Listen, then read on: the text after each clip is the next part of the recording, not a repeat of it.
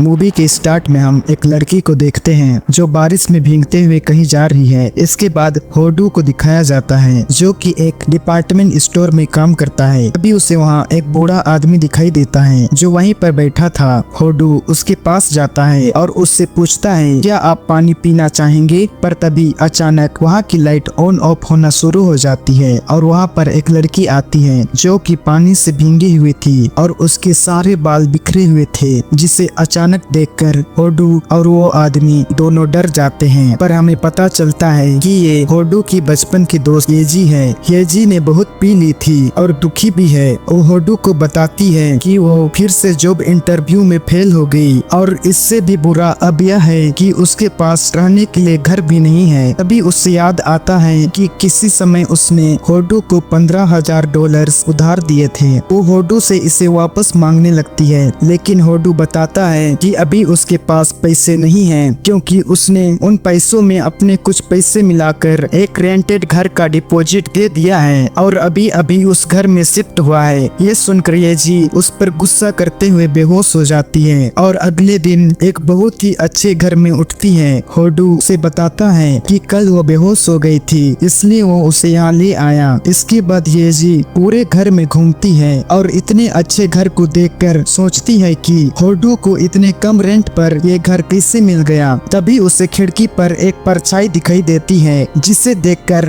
वो खिड़की खोल देती है जहाँ पर एक आदमी था जो कि उनका पड़ोसी है। वो येजी के अचानक खिड़की खोलने से डर जाता है, जिसे देखकर येजी को वो आदमी थोड़ा अजीब लगता है। इसके बाद येजी होडू से पूछती है कि तुम्हें $330 रेंट पर $20,000 डिपॉजिट वाला ये घर कैसे मिल गया, जिस पर होडू डींगे हाँकते हुए बताता है कि उसने इस घर के ओनर से बहुत अच्छे बार्गेनिंग करके रेंट कम करा लिया था। फिर वो येजी से पूछता है कि तुम यहाँ से कब जाओगी, पर येजी बिना कुछ कहे एक रूम में चली जाती है और कुछ देर बाद उसके चिल्लाने की आवाज सुनाई देती है। इसलिए होडू जाकर देखता है कि येजी को एक खिलौने से चोट लग गई थी जो कि वहीं पड़ा हुआ था। होडू कहता है कि यह मेरा नहीं है, जिस पर येजी गुस्से में उस खिलौने को लात मारकर दूर कर देती है। रात को येजी होडू के कमरे में सो जाती है, जिस पर होडू उससे कहता है कि यह मेरा कमरा है और उसे यहाँ से हटने के लिए कहता है। पर येजी उसे याद दिलाती है कि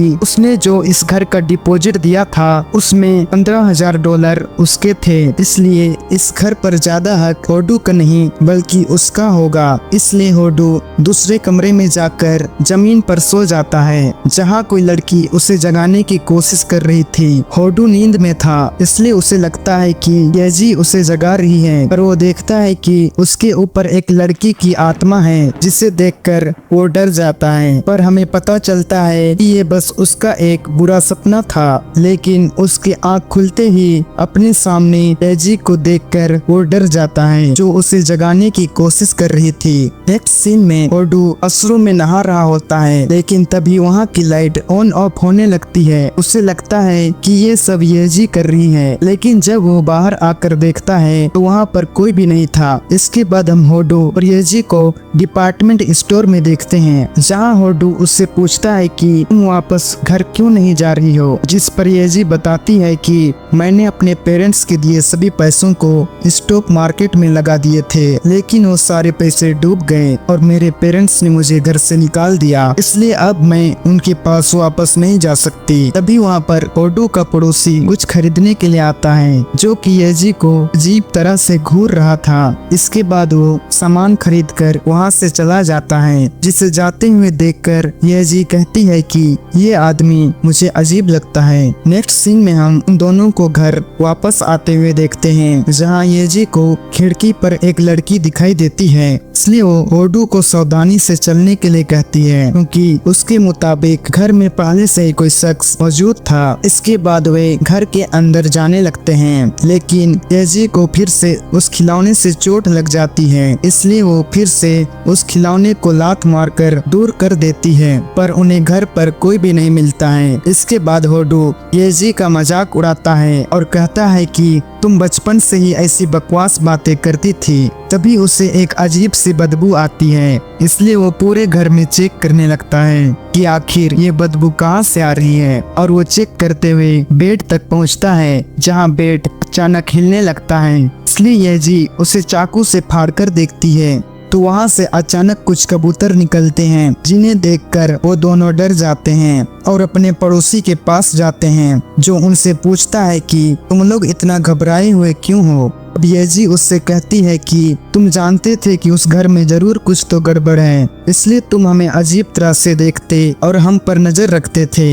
ये सुनकर उनका पड़ोसी उन्हें अंदर बुलाता है। तब ये जी उससे पूछती है, क्या तुम उस लड़की को जानते थे जो हमसे पहले उस घर में रहती थी। उनका पड़ोसी बताता है कि वो लड़की बहुत ही अजीब थी। वो मुझे अजीब तरह से देखती थी, जिसे देखकर लगता था कि मानो वो किसी इविल स्पिरिट से पोजेस्ड हो। और कभी कभी मुझे उस घर में एक बड़ी सी परछाई भी दिखाई देती है। और एक दिन जब मैं खिड़की से बाहर देख रहा था तो मुझे खिड़की पर उस लड़की की आत्मा दिखाई दी, जिसे देखकर मैं डर गया और मैंने पुलिस को फोन कर दिया। बाद में मुझे पता चला कि उस लड़की ने सुसाइड कर लिया था। आज मैंने पुलिस को पहले इन्फॉर्म किया होता तो वो लड़की आज जिंदा होती। इतना कहकर वो रोने लगता है। तब होडो वहाँ पर रखे बॉक्सेस को देखकर उससे पूछता है कि क्या तुम कहीं जा रहे हो, जिस पर वो बताता है मैं पिछले कई सालों से सिविल सर्विस एग्जाम की तैयारी कर रहा था, लेकिन हर बार मैं फेल हो जाता था, पर इस बार मैं पास हो गया हूँ, इसलिए मैं ट्रेनिंग इंस्टीट्यूट जा रहा हूँ। इस सुनकर होडू और येजी उसे बधाई देते हैं और वहाँ से बाहर आ जाते हैं। तब होडू येजी को बताता है कि मुझे इस घर में भी वैसे ही बदबू आ रही थी जैसे कि हमारे घर में आ रही थी, लेकिन येजी उसे ध्यान नहीं देती और उसे डांटते हुए इस घर के ओनर के पास फोन करने के लिए कहती है। अगली सुबह वे इस घर के ओनर के पास जाते हैं, जहाँ ये जी उनसे कहती है कि आपने हमें नहीं बताया था कि उस घर में किसी लड़की ने सुसाइड किया था, इसलिए हमें हमारे डिपॉजिट पैसे वापस चाहिए। जिस पर ओनर उन्हें कॉन्ट्रैक्ट पेपर की शर्तें दिखाता है, जहाँ साफ साफ लिखा था कि उस घर में किसी लड़की ने सुसाइड किया था, लेकिन कम रेंट की खुशी में शायद होटू ने इसे ध्यान नहीं दिया होगा और बिना पढ़े कॉन्ट्रैक्ट पेपर पर साइन कर दिया होगा। ये जानकर येजी होडू पर बहुत गुस्सा करती है और कहती है कि अब मुझे समझ आया कि आखिर इस घर का रेंट इतना कम क्यों था। इसके बाद वे दोनों डिसाइड करते हैं कि वे उस घर में इस तरह नाटक करके रहेंगे मानो कि कुछ हुआ ही ना हो और अजीब अजीब चीजों को इग्नोर करेंगे। ये सोचकर वे दोनों वापस घर आते हैं, जहां उन्हें फिर से वो आत्मा दिखाई देती है, जिससे डरकर वे दोनों बाहर भाग जाते हैं। इसके बाद वे दोनों डिसाइड करते हैं कि वो इस घर को धोखे से किसी और को रेंट पर दे देंगे ताकि कुछ पैसे मिल सके और उन पैसों से किसी दूसरी जगह पर रहेंगे। इसलिए वे कई लोगों को इस घर को दिखाते हैं, पर सभी लोगों को वो आत्मा डरा कर भगा देती है, जिससे उनका ये प्लान भी फेल हो जाता है। फिर वे सेल्फ एक्सोर्सिज्म करने का डिसाइड करते हैं, क्योंकि अभी उनकी आर्थिक स्थिति ठीक नहीं है और एक्सोर्सिस्ट की फीस बहुत ज्यादा होती है, जिसे वे नहीं चुका सकते। इसलिए वे इंटरनेट पर सेल्फ एक्सोर्सिज्म करने के तरीके ढूंढने लगते हैं और उन्हें एक तरीका मिल भी जाता है, जिसे देखकर वे पूरे घर में नमक और रेड बीन्स को डाल देते हैं, जिससे उन्हें लगता है कि अब ये आत्मा इस घर से चली जाएगी। लेकिन रात को वो आत्मा अपनी पावर से उनके ऊपर ही नमक और रेड बीन्स को फेंकने लगती है, जिससे डरकर वे रात को ही घर से बाहर भाग जाते हैं। अब वे दोनों बहुत ही ज्यादा डर चुके थे, इसलिए जी फिर से इंटरनेट पर किसी सस्ते एक्सोर्सिस्ट को ढूंढने लगती है और उन्हें एक एक्सोर्सिस्ट मिल जाता है। इसलिए वो तुरंत उसे फोन करके बुला लेते हैं, जिसका नाम कीडो था। नेक्स्ट सीन में हम कीडो को होडू और येजी के घर में देखते हैं, जहां उसे उस लड़की की आत्मा दिखाई देती है, जिससे डरकर वो वहां से भाग जाता है। होडू और येजी भी उसके पीछे आते हैं और हमें पता चलता है कि कीडो को भी एक्सोर्सिज्म करना नहीं आता, वो तो बस लोगों को ठगने का काम करता है। असल में तो उसे आत्माओं और भूतों से बहुत डर लगता है, पर उसे नहीं पता था कि यहाँ सच में का भूत है, नहीं तो वो यहाँ कभी भी नहीं आता। ये जानकर येजी उसे मारने लगती है और अपने पैसे वापस मांगती है, जिसे देखकर होडो उन दोनों को बड़ी मुश्किल से शांत करता है। इसके बाद कीडो उन दोनों को अपने बारे में बताता होता है कि कई पुरखों से उसकी फैमिली समन्स का काम कर रही है और उसकी दादी भी एक समन थी। उन्होंने उसे बहुत कुछ सिखाया, लेकिन उसे इन सब चीजों से बहुत डर लगता था और उसे सिंगिंग और डांस में बहुत इंटरेस्ट था।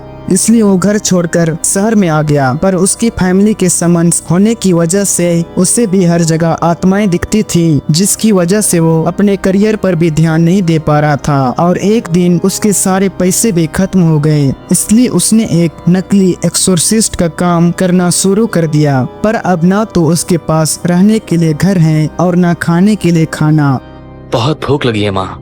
अब उसकी ये बात सुनकर होडू उसे अपने साथ घर ले आता है, जहाँ पर वो आत्मा येजी को पोजेस्ट कर लेती है और उन दोनों पर हमला कर देती है, जिनकी आवाज सुनकर पुलिस वहां पर आ जाती है और उन सबको पुलिस स्टेशन ले जाती है, जहां होश आने पर येजी को पता चलता है कि उस घर में एक लड़की ने सुसाइड किया था, क्योंकि किसी ने बड़ी चालाकी से फायर अलार्म में एक कैमरा छुपा दिया था, जिसका पता चलने के बाद वो हमेशा डरी हुई रहती थी। और उसमें से एक वीडियो कैमरा लगाने वाला का भी था, लेकिन उसके मास्क पहनने की वजह से पुलिस आज तक उसे नहीं पकड़ पाई है। जिसके बाद येजी घर आकर तुरंत वो वीडियो ढूंढ निकालती है, क्योंकि उन्हें समझ आ गया था कि वो आत्मा उन्हें कुछ बताना चाहती है। जिसके बाद वो आत्मा उन्हें वो डोल देती है, जिससे अक्सर येजी को चोट लग जाती थी। कीडू उसे देखकर बताता है कि इसके अंदर एक कैमरा इंस्टॉल है। इसके बाद हमें पता चलता है कि आखिर उस लड़की के साथ क्या हुआ था।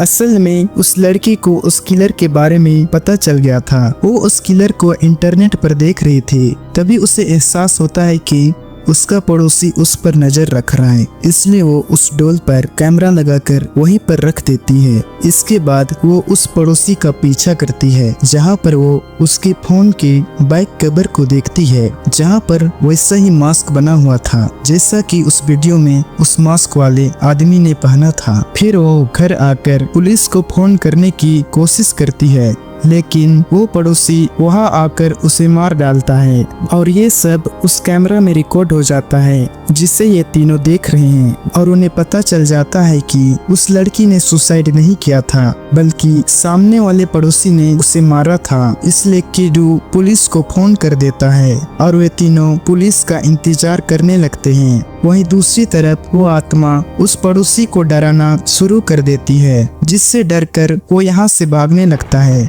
वे तीनों भी उसका पीछा करते हैं और होडू उसे पकड़ लेता है, लेकिन वो पड़ोसी होडू पर भी हमला कर देता है और उससे बताता है कि उसने वो कैमरा उस घर में बस मजे के लिए लगाया था और इसके पीछे उसका कोई गलत इरादा नहीं था। पर जब वो उस वीडियो को शेयर करता था, तब इंटरनेट पर उसके बहुत सारे सब्सक्राइबर्स बढ़ रहे थे। तब पहली बार उसे इतनी अटेंशन मिल रही थी। लेकिन उस लड़की को जब इस बारे में पता चला तो वो पुलिस को बताने जा रही थी, और अगर वो पुलिस को ये बात बता देती तो उसकी जिंदगी खराब हो जाती, क्योंकि उसने बड़ी मुश्किल से सिविल सर्विस की एग्जाम क्लियर की थी और वो सब कुछ ऐसे ही खत्म होने नहीं दे सकता था। इसलिए उसे उस लड़की को मारना पड़ा। तभी वहाँ पर येजी आ जाती है, जो किसी तरह से होडू को उससे बचाती है। तभी येजी के अंदर उस लड़की की आत्मा आ जाती है, जो उस पड़ोसी को बहुत ही ज्यादा मारती है। जिसके बाद पुलिस उसे पकड़ लेती है, जिसको जाते समय वो आत्मा एजी के पीछे खड़े होकर उसे देख रही थी। इसके बाद वे तीनों उस लड़की की आत्मा को एक अच्छा सा फ्यूनरल देते हैं। फिर कीडू भी उसी घर में उनके साथ रहने लगता है, जहाँ येजी को एक आइडिया आता है और वो एक्सोर्सिज्म स्टार्टअप खोलने का प्लान बनाती है। सभी लोग इसके लिए राजी हो जाते हैं, लेकिन तभी वहाँ की लाइट ऑन ऑफ होने लगती है और सीढ़ी पर उन्हें एक भूत दिखाई देता है, जो कि शायद उनसे हेल्प मांगने आया होगा। और यहीं पर ये मूवी एंड होती है।